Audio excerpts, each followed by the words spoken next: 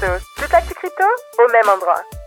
Il y a environ 6 mois que le Bitcoin n'arrête pas de descendre et les altcoins sont à des niveaux catastrophiques, abyssaux, bref, le terme que tu préfères. Le marché ne fait absolument aucun cadeau en ce moment et l'ambiance est plus proche du bear market que de quoi que ce soit d'autre. La timeline sur Twitter commence à être de plus en plus maigre avec toujours les mêmes noms qui reviennent. Et malgré tout ça, il y a encore des gens comme toi et comme moi qui sont là, qui sont présents. Est revenu dans la morosité, dans le pessimisme, le Bitcoin après avoir atteint les $4,5, où les investisseurs souvent sont très binaires, sont blanc ou noir, c'est où c'est bon, c'est fini la correction to the moon, ou oh mon dieu on va s'éclater aux $56,000, alors qu'il y a quand même un peu de couleur, un peu de nuance au milieu, mais bon, c'est comme ça, c'est la psychologie humaine. On a CryptoKant qui a déclaré que le Bitcoin est passé, en tout cas les détenteurs Bitcoin sont passés de la réalisation de profit à la réalisation de pertes pour la première fois en plus de 2 ans. Cet indicateur-là, qui est le ratio profit-perte net réalisé, quand c'est gros vert, c'est qu'ils prennent des gros profits, quand c'est rouge, c'est que les investisseurs prennent leurs pertes, vendent à perte simplement. Et donc là, on voit que on a eu des pertes ces 30 derniers jours, on n'avait pas eu ça depuis octobre 2023. Et là, bien sûr, tu as 2 écoles. T'as l'école des pessimistes qui disent c'est bon, la perte commande, par exemple bear market, $5,000 le Bitcoin ou $200 le Bitcoin. Bon, et puis t'as les gens un peu plus optimistes qui disent période de perte, période de capitulation. La dernière fois qu'on a eu ça, c'était en octobre 2023. Ça a été un bottom trouvé et après ça a été l'explosion. On va parler d'un truc pas forcément très positif. De toute façon, vous savez qu'en général, quand je parle de la France et de l'Europe, c'est rarement positif. Mais aujourd'hui, la France qui est la capitale mondiale des braquages crypto. En effet, on a la médaille d'argent. Alors, on n'a pas la médaille d'or quand même, mais on a la médaille d'argent puisqu'on est le pays, le 2e pays du coup au monde où on recense le plus d'agressions criminelles liées aux cryptoactifs, donc kidnapping, torture, séquestration. Alors, le pays numéro 1, c'est les États-Unis, mais parce que voilà, en nombre, vu qu'ils sont beaucoup plus nombreux proportionnellement, voilà. Mais la France, qui est un tout petit pays par rapport aux États-Unis, on est en 2e position. Et regardez la vitesse à laquelle on est en train justement de rattraper les États-Unis, la vitesse à laquelle on a dépassé les autres pays. Vraiment, on a une tendance qui est plus qu'inquiétante. Le vrai problème sous-jacent à tout ça, c'est que ces enlèvements, alors c'est un peu politique ce que je vais dire, c'est que là ils sont pas punis en fait. Il y en a beaucoup, ils sont relâchés direct en attente de jugement et ils vont même pas aller en prison en fait, ils vont se taper du sursis.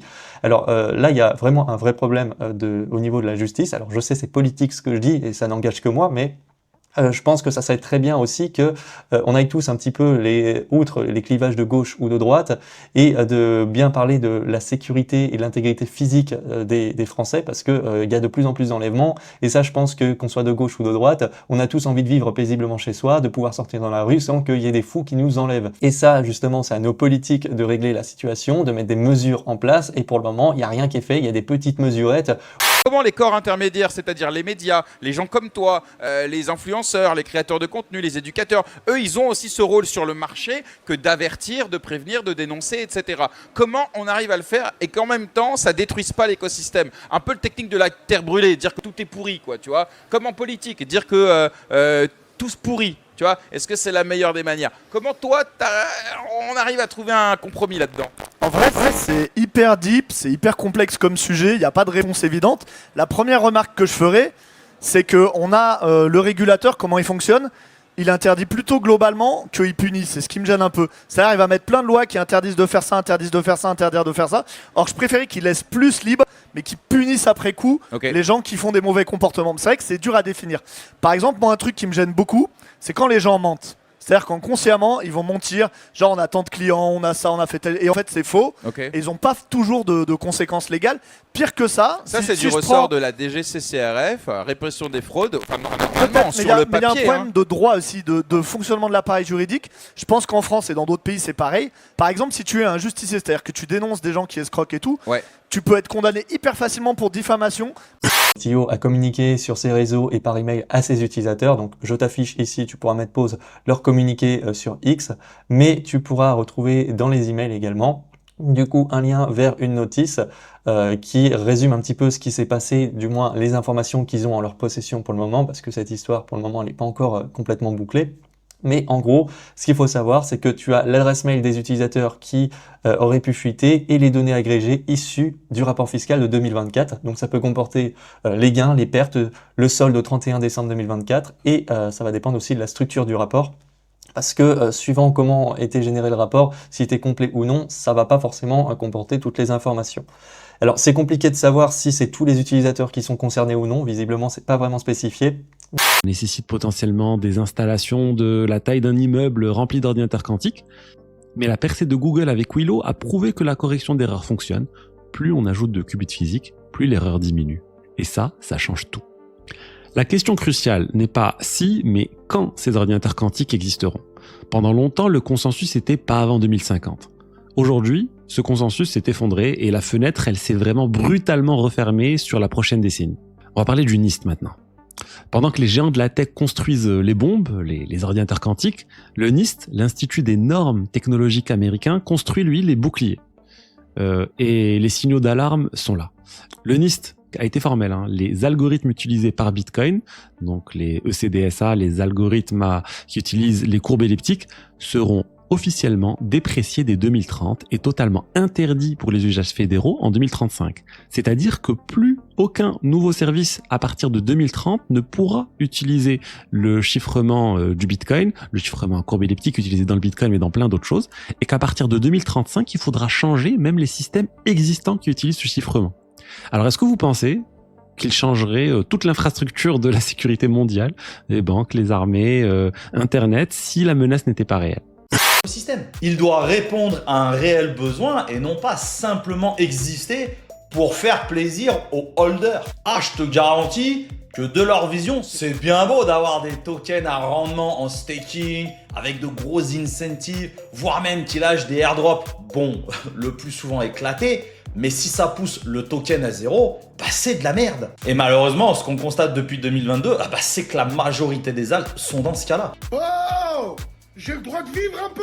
Regarde, je vais te prendre des exemples tout simples. On va prendre le délire des L2, des Layer 2 sur Ethereum. Je te prends l'exemple de Arbitrum et Optimism. Explique-moi à quoi ça sert d'aller s'exposer aux tokens de ces blockchains alors qu'on a un Ethereum qui commence à s'améliorer de jour en jour. Et là où c'est vrai, encore aujourd'hui, ce type de blockchain reste utile pour, on va dire, réduire un petit peu les frais quand il y a de la volatilité. Mais on a vu récemment, même avec les volumes de fou qu'il y a sur Ethereum, qu'on arrive à passer des transactions pour quelques centimes sur Ethereum. Clairement, ce type de blockchain va devenir obsolète dans les années à venir. Alors, je ne t'explique même pas le token, la crypto de cette blockchain. Et c'est la même pilule pour les Layer 1. La troisième crypto de ma liste, c'est l'atome de Cosmos. Malheureusement, aujourd'hui, le token capture zéro valeur de l'écosystème. Écosystème qui d'ailleurs pourrait paraître séduisant sur le papier avec cette narrative d'interopérabilité. Par contre, la tokenomics est catastrophique, notamment à cause d'une supply illimitée. Donc votre investissement peut manger une inflation infinie. Comme je vous le disais, il n'y a aucune capture de valeur pour le token Atom et vous avez quand même un projet qui est valorisé à 1,16 milliard de fully diluted value. Le constat, c'est que les validateurs captent l'essentiel alors que les holders se font diluer. Tous les projets de l'écosystème Cosmos ont énormément de mal à capter de l'attention. Les développeurs et les utilisateurs préfèrent d'autres blockchains comme Solana, Ethereum ou encore Sui. Du côté de la TVL, ça fait que de descendre et on descend aujourd'hui à peine à 216 000 $. Donc ce projet avec une telle valorisation, il est clairement surévalué. Au niveau des performances sur ce cycle, on est à moins 95% depuis le dernier ATH. Stablecoins ont traité environ 35 000 milliards de dollars de transactions en un an et seulement 1% de ces flux correspondaient à des paiements liés à l'économie réelle, donc sur les biens, les services ou encore les salaires, et l'essentiel des volumes provient du trading, de l'arbitrage et des mouvements inter-plateformes. Donc cela confirme que les stablecoins sont déjà une infrastructure financière majeure, mais que leur promesse comme moyen de paiement grand public reste encore largement à concrétiser.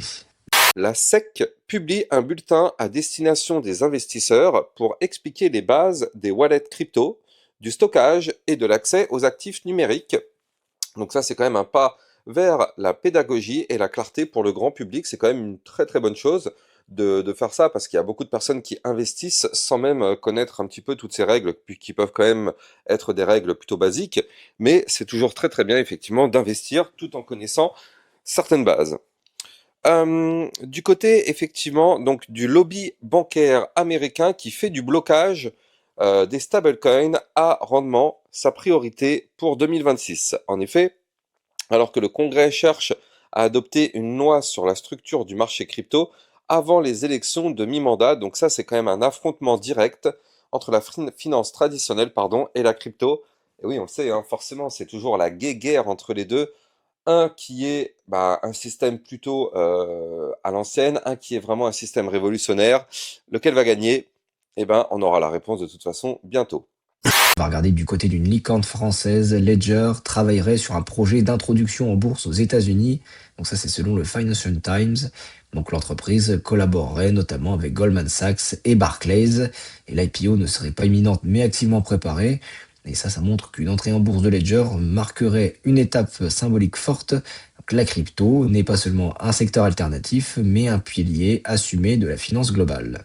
Alors au début, on comprenait pas ce qu'il voulait. On dit, putain, il veut quoi? Il parlait de Macron et le Grand Hollande. Il veut notre Gros Hollande. Mais Hollande, pourquoi il veut Hollande? On lui donne, quoi. Mais finalement, non. On dit, il veut Gros Hollande. Mais Gros Hollande, il regarde aussi le journal. Non, le Gros Hollande, d'accord. On a dit, Danemark, débrouillez-vous avec eux. Nous, on touche pas, il est trop foutre. Bon. Donc, les cryptos ont fait surface aussi comme thème secondaire. Trump, il a parlé pendant à peu près plus d'1 heure. Les cryptos, ça fait un petit passage, bien sûr. C'était pas genre les cryptos. Il a réaffirmé son ambition de faire des États-Unis la capitale mondiale des crypto-monnaies, comme il avait dit avant son 2e mandat et après son 2e mandat. Il a affirmé son soutien aux législations crypto favorables, comme par exemple le Genius Act, le Clarity Act. Il a remis aussi son soutien au Clarity Act. Par contre, au Clarity Act, faut attendre un petit peu parce que ça se fight entre les acteurs institutionnels crypto, comme Coinbase et compagnie, et les bancaires qui veulent pas de rendement sur les stablecoins. Tu vas comprendre pourquoi. Donc, c'est un discours qui contrastait beaucoup avec celui des banquiers centraux qui étaient là. Bonsoir, nous sommes les banquiers centraux. Mettez votre argent en banque, vous inquiétez pas, on va bien s'en servir nous et on vous donnera peut-être des petits trucs. Bon. Et donc, on a le gouverneur de la Banque de France qui était là. Et oui. Et donc, il a critiqué la monnaie privée. Fait des mois désormais qu'on est vraiment bloqué autour de cette zone de 3000 avec un Bitcoin qui fait le yo-yo à plus ou moins de 10 000 autour de 90 000. Et donc si on suit ce qui s'est passé lors des bear markets précédents, eh bien on en serait qu'à peu près à la moitié du chemin de ce bear market avec une zone qui certes est intéressante pour Bitcoin autour de 3000 milliards et pour BTC autour de justement 88 000. On voit que récemment, dès qu'on a passé la tête à 97+, ça a bloqué. On n'a même pas eu la force, en fait, les acheteurs d'aller chercher la zone pivot des 102 000 avec la moyenne mobile 50 et 20 périodes, en hebdomadaire toujours. Et donc aujourd'hui, ça laisse se poser la question, si jamais on perd donc le point bas de la bougie de novembre 2025 ici, autour de 80 000, on a le petit stop 75-76 des tarifs de Trump. Dire qu'on a quand même certaines statistiques qui nous montrent que les retracements du marché crypto, en général, sont de l'ordre de, grosso modo, moins 70, moins 80% de retracement. Et en général, ça se fait sur plus ou moins 1 an. Donc si on regarde 2017-2018 ici, ça s'est fait sur 1 an. Si on regarde 2022, ça s'est fait sur 1 an également. Donc ici, on pourrait imaginer un retracement à moins 70, moins 75% en 1 an. Voici ce que ça donnerait. Ça voudrait dire qu'on viendrait chercher ce prix-là, qui serait la zone des 30 000 $ en octobre 2026, tout simplement. Je ne suis pas occupé de vous dire qu'on va aller chercher cela. Je ne fais pas de prédiction. Tout ce que je vois, c'est que selon les statistiques précédentes, eh bien, les possibilités pour qu'un scénario comme celui-là se déroule ne sont absolument pas nulles. Donc ça, il faut simplement pouvoir l'intégrer et le comprendre. Maintenant, moi, je serais très heureux qu'on ne fasse pas un nouveau bear market, mais qu'en réalité, ça soit tout simplement une consolidation et qu'on reparte vers des nouveaux plus hauts pour aller chercher les 150, 200, 300, 500. Sandbox. Et oui, malheureusement, la réalité est brutale, mais personne n'y joue. Si on regarde les utilisateurs quotidiens, il y en a moins de 20. Oui, vous avez bien entendu, moins de 20, alors qu'il y a encore des millions de holders du token. Si vous faites la comparaison avec d'autres jeux vidéo, c'est un peu honteux. Fortnite, c'est 80 millions d'utilisateurs. Roblox, c'est 70 millions. Sand, c'est 20. Si vous regardez le prix des terrains à vendre sur The Sandbox, c'est complètement mort. Des terrains NFT qui se vendaient plus de 20 000 $ en 2021, aujourd'hui, vous pouvez le constater, ils valent plus rien. Sincèrement, est-ce que vous connaissez quelqu'un qui joue à Sandbox? Moi, je connais personne. Et ça, pour moi, c'est lié à une narrative plus large, c'est que malheureusement, le métaverse est mort. Il y a une hype énorme en 2021, notamment grâce à Mark Zuckerberg. La réalité, c'est qu'en 2026, c'est complètement mort. Petite gland mathématique, c'est-à-dire des questions d'apparence simple, mais dont les réponses nécessitaient des connaissances profondes et subtiles, des glands à partir desquels un chêne puissant peut se développer. Ces problèmes ont été compilés sur un site web qui en recense aujourd'hui 1135. Avant décembre 2025, environ 40% avaient été résolus par des humains. Le reste était en attente. Neil Somani est un chercheur quantitatif chez Citadel, qui est l'un des plus grands fonds d'investissement au monde. Eh bien, le week-end dernier, il a décidé de tester GPT 5.2 Pro sur le problème numéro 397. Une question de théorie des nombres concernant les coefficients binomiaux centraux, restés sans réponse pendant plus de 3 décennies. L'IA a trouvé une preuve en 15 minutes. 15 minutes pour résoudre ce que les meilleurs esprits n'avaient pas réussi à démontrer en 30 ans. Greg Brockman, le président d'OpenAI, donc l'entreprise derrière ChatGPT, a simplement commenté la chose suivante. Bon, il a dit « excellent travail ». Certains diront que ces problèmes étaient peut-être plus faciles qu'ils n'en avaient l'air, mais Terence Tao lui-même a tout de même tenu à nuancer l'enthousiasme. Il précise que les outils d'IA sont maintenant capables de cueillir les fruits les plus accessibles parmi les problèmes listés comme ouverts dans la base de données Erdos. Par plus accessible, on entend ceux qui peuvent être résolus avec des techniques relativement standards aujourd'hui. Alors, ce zap t'a plu? Fais-le moi savoir en commentaire.